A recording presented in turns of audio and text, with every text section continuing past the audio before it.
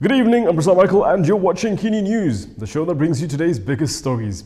If you're the country's top cop, you're probably aware of many things the public may not be privy to. For instance, the whereabouts of wanted people. No, I'm not talking about Jolo because he's not in Malaysia, but imagine the person you're looking for is in Malaysia. Knowing is one thing, but what will you do about it? Inspector General of Police Abdul Hamid Bador said he knows the whereabouts of Indira Gandhi's ex-husband, Muhammad Ridhuan Abdullah. However, he continued to insist on finding an amicable resolution to the case, which has dragged for more than a decade. Hamid urged Muhammad Ridhuan to come out of hiding and said that both Indira and the father have rights to their daughter. According to the Malaysian Insight, Hamid said that he took the case seriously and wanted a happy ending for Indira's daughter. Hamid, who was speaking to reporters at KLIA this afternoon, believed that the case would be resolved soon and appealed to the public to be patient for a little bit more. Muhammad Ridhuan took Prasana in 2009 when she was 11 months old, shortly after he converted to Islam. The federal court later ordered the police to track down Indira's former husband, whose whereabouts remain unknown. Following the IGP's revelation, Indira Gandhi's lawyers have reacted in shock. Rajesh Nagarajan, the legal firm representing Indira Gandhi, has expressed shock over the Inspector General of Police Abdul Hamid Bador's inaction despite claiming to know the location of Muhammad Ridhuan Abdullah. Pursuant to the IGP's confession that he knows the location of both these individuals and not taking any action, that would be contempt of court.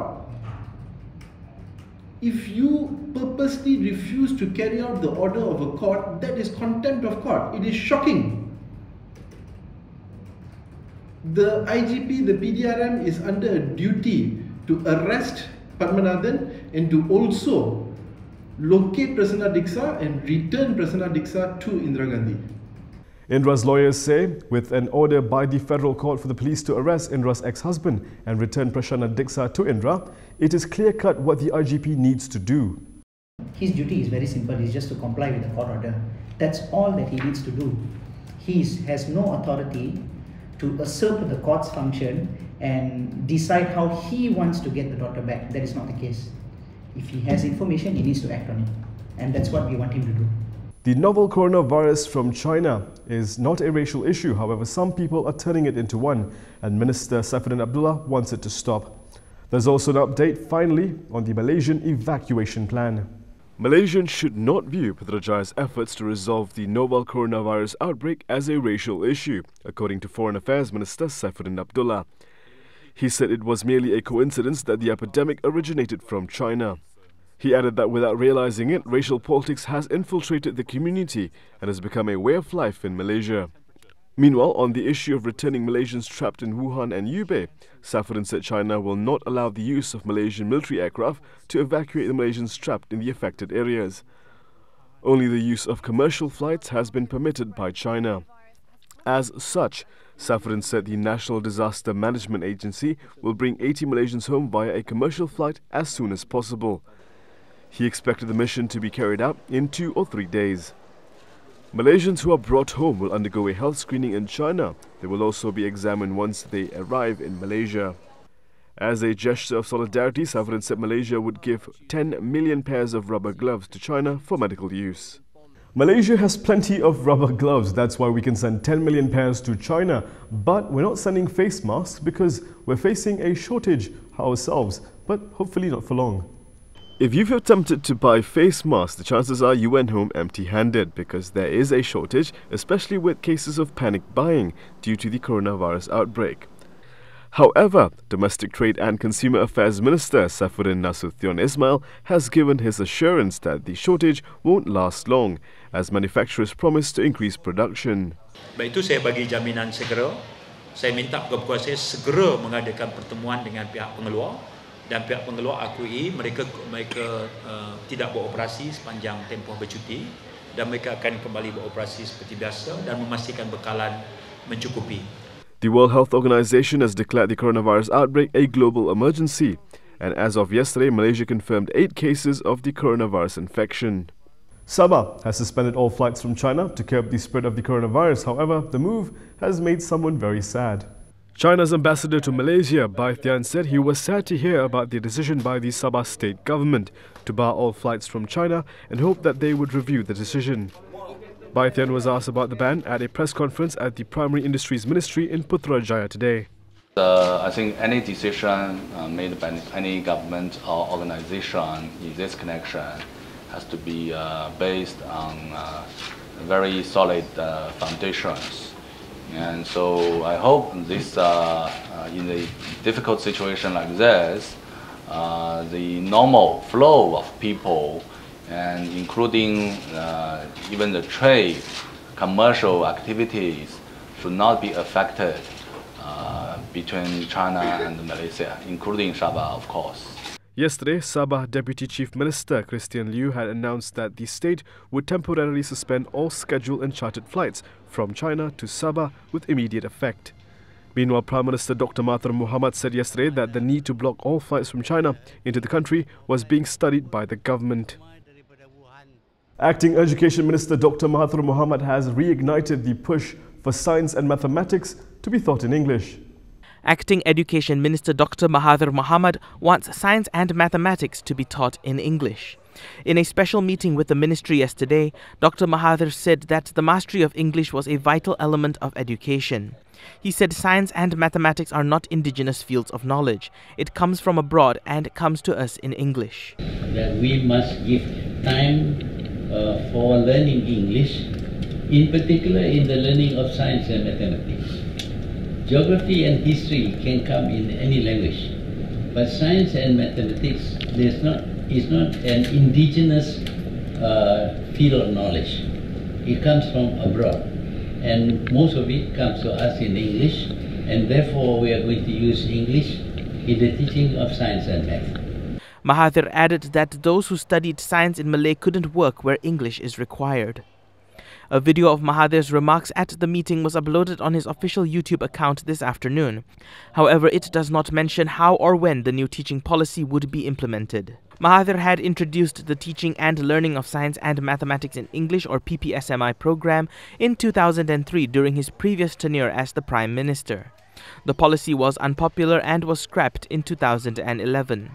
In 2016, the government introduced the dual language program, where certain schools could choose to teach science and mathematics in Malay or English. Coming up next, the coronavirus is finally a global health emergency. Find out why coming of age is a national holiday in Japan. All that and more after this.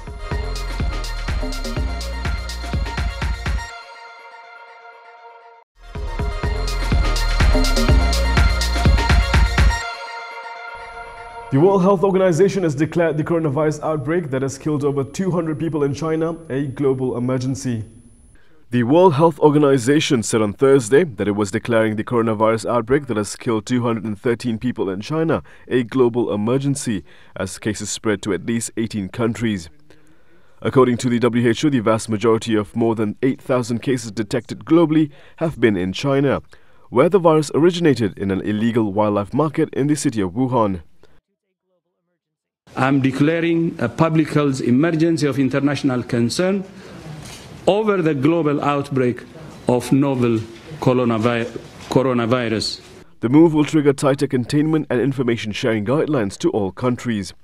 The virus has spread quickly since the WHO's emergency committee last met a week ago, but there have been no deaths reported outside China. China has implemented unprecedented procedures to stop the spread of the virus, with the city at the center of the outbreak in lockdown. We don't know what sort of damage this virus could do if it were to spread in a country with a weaker health system. Many airlines have suspended flights to China in the wake of the outbreak, and in Italy, thousands were prevented from leaving a cruise ship on Thursday as officials tested a passenger from Macau for the virus. Nearly 100 cases of the virus have emerged in other countries. Different cultures all around the world celebrate the coming of age differently. As for Japan, it's a national holiday. Every year on the second Monday of January, those who turn 20 will take it to the streets and public halls adorned with kimono and hakama. The annual celebration is to welcome them into adulthood. The 20s is considered a good milestone and an age of maturity in Japan. The women would always dress in beautiful, eye-catching, colorful kimono. Due to the intricacies of the traditional Japanese dress, the women will visit beauty salons. This is when Sawadi Army's family store will always flourish. アイドルの衣装とか、あとは少女漫画の衣装を元にちょっとコーディネートを考えてはいるので、そういう売り上げはだいたい 20% ぐらい、1月と2月はほとんど予約がもう満席な状態です。The trendy way the store represents its kimono brings many of the girls who will celebrate their coming of age to rent their dresses, taking pictures of themselves to share on their social media platform. 他のところと違うリボンとかレースとかこういうベレー帽とかあるのですごい可愛いなと思って、この後いっぱい写真撮って友達とその後インスタに。The age of 20 is where it is legal for the Japanese to drink alcohol, adopt children, and smoke. China has been placed at the same risk level as Iraq and Afghanistan for American travelers. The United States government has warned Americans not to travel to China as the death toll from a new coronavirus exceeded 200 on Friday. A new State Department travel advisory raised the warning for China to the same level as Iraq and Afghanistan. In a notice posted on its website, the department said do not travel to China due to novel coronavirus first identified in Wuhan, China. Beijing has not commented on the United States travel warning, but in response to the WHO declaration, a foreign ministry spokesperson said China had taken, quote, the most comprehensive and rigorous prevention and control measures. The WHO has declared a global health emergency.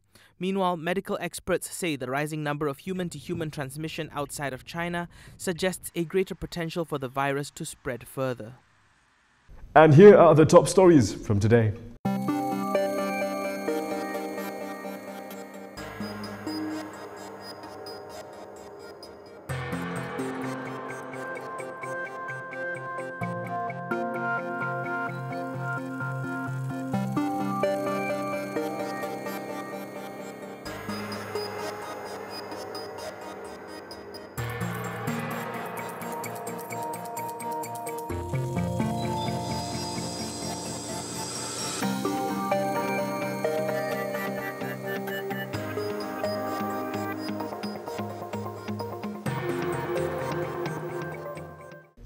And that is all from me today. For more stories, you can go to KiniTV.com. You can also follow us on Instagram, Twitter, YouTube and Facebook for the latest news updates. I'll see you again, same time, but on Monday. I'm Michael. Thank you for watching.